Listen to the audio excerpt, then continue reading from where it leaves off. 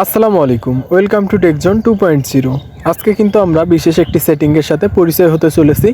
তো ভিডিওটা পুরোপুরি দেখার জন্য আমন্ত্রণ রইল। তো আমরা দেরি না করে আমাদের ফোন থেকে সেটিং অ্যাপসটি ওপেন করে নিই। সেটিং অ্যাপসটি ওপেন করার পর একটু স্ক্রল করে নিচে চলে আসবেন। তারপর আপনারা আপনাদের ফোনে একটি গুগল নামে সেটিং পেয়ে যাবেন। তো আপনারা সিম্পলি গুগলের উপরে ক্লিক করে দিবেন। তো গুগলে ক্লিক করার পর সবার নিচে দেখতে পাচ্ছেন পাসওয়ার্ড ম্যানেজার। তো আমি আমার ভিডিওর টপিক্সটা একটু ক্লিয়ার করার চেষ্টা করি। তো আপনাদের ফোনে কিন্তু অনেকগুলো অ্যাকাউন্ট লগ ইন করা থাকে, যেমন ফেসবুক অ্যাকাউন্ট লগ ইন করা থাকে, টিকটক অ্যাকাউন্ট লগ ইন করা থাকে, ইনস্টাগ্রাম অ্যাকাউন্ট, অর্থাৎ যে প্ল্যাটফর্মের অ্যাকাউন্টগুলো লগ ইন করা থাকে এতগুলো পাসওয়ার্ড কিন্তু আপনার পক্ষে মনে রাখা সম্ভব নয়।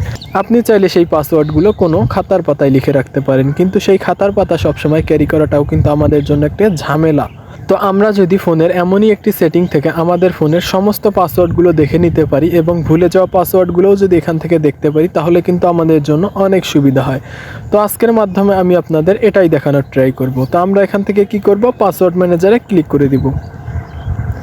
পাসওয়ার্ড ম্যানেজারে ক্লিক করার পর এখানে দেখতে পাচ্ছেন ইউজ অটোফিল উইথ গুগল। এটা আপনার ফোনে অবশ্যই অন করে রাখবেন। যারা অন করেননি, অর্থাৎ যাদের ফোনে এইটা অফ আছে, তারা এটা অন করে রাখবেন। এইটা অন করে রাখার সবচেয়ে বড় সুবিধা, আপনার ফোনটা যদি কোনো কারণে হারিয়ে যায় তাহলে কিন্তু আপনি অটোফিল সার্ভিসের মাধ্যমে আপনার ফোনটা খুঁজে বের করতে পারবেন।